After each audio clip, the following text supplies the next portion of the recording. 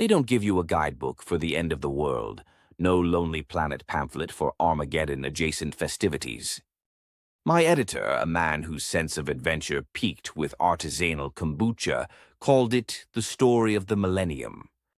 All I knew was that my press pass was a laminated piece of recycled kelp, and my ride south was a repurposed fishing trawler that smelled of rust and regret. The assignment: cover the Kaiju killer whale intergalactic krill extravaganza. I thought it was a typo, a hallucination brought on by too many late nights and cheap coffee. It wasn't. Antarctica. You think you know it. You've seen the pictures. White, white, and more white. Desolation with a PhD in loneliness. Wrong. The Antarctica I'm standing in right now is on fire, literally. A volcano that was supposed to be dead for ages is spewing fluorescent orange lava into the sea like a cosmic slushy machine gone haywire. The sky isn't black, it's a rave. The southern lights are on overdrive, pulsing green and orange, as if the planet's DJ just dropped the beat. The air tastes like ozone, salt, and is that gravy?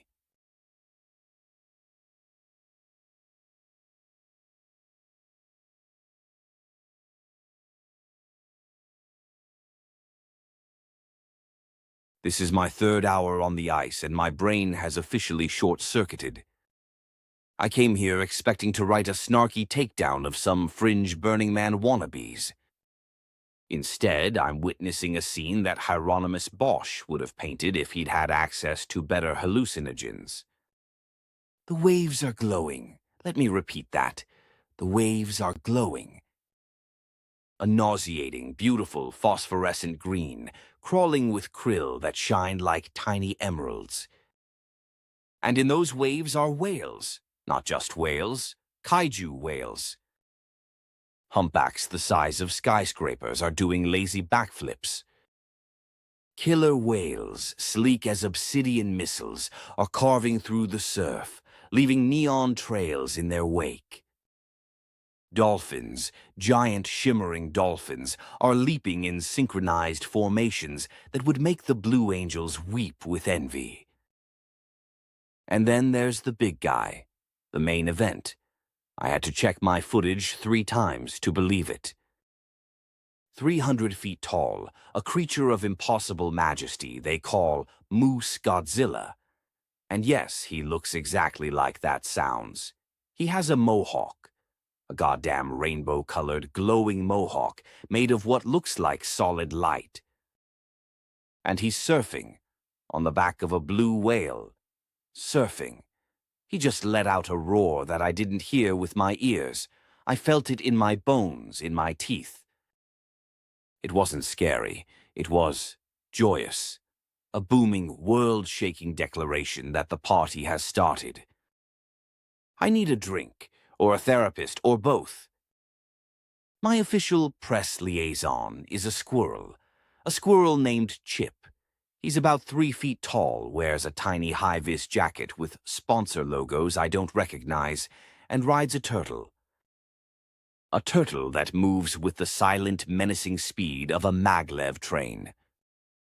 Chip is the lead streamer for the intergalactic network feed.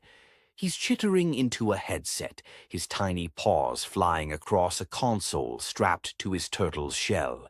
He squeaks, the translator on his collar turning it into perfect, slightly too energetic English. Logan, my man, you getting this? The metrics are insane. We're trending in the Andromeda sector. They love the raccoons. I look over to where he's pointing. He's right. The raccoons are a hit. A gang of them, all sporting miniature rainbow mohawks, have commandeered a small ice floe and are setting off industrial-sized fireworks. One of them gives me a jaunty salute with a half-eaten poutine fry before lighting the fuse on a rocket that explodes into the shape of a grinning coyote. Ah, the poutine. I knew I smelled gravy. Teams of the fluffiest husky dogs I have ever seen are hauling carts of the stuff. Steaming, glorious poutine. I managed to get a bowl. The cheese curds were perfect, squeaky. I ate it standing next to a 7-foot-tall honey badger with a pink mohawk. He grunted at me. I think it was a compliment. The whole place is decorated. There are these incredible jade sculptures that seem to drink the light, and towering totem poles carved with faces that are both terrifying and serene. Ice carvings everywhere, so detailed they look like they were made with lasers. It's a museum, a concert, and a monster truck rally rolled into one. I saw a grizzly bear and a kaiju dolphin get into a playful splashing contest.